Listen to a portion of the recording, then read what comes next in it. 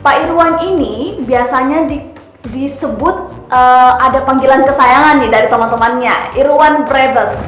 Bisa diceritakan asal-usul nama tersebut dari mana? Ya, terkait dengan nama panggilan sehari-hari itu dan sering dipanggil oleh teman-teman dekat, yaitu Irwan Brebes. Sebenarnya juga saya kurang tahu dari mana asalnya ini. Cuma waktu di kampus, teman-teman itu tiba-tiba manggil Irwan Brebes.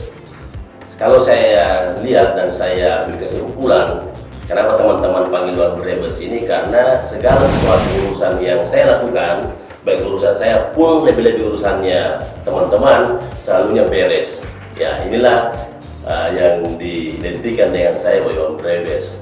Ya, beres segala urusannya, seperti itu.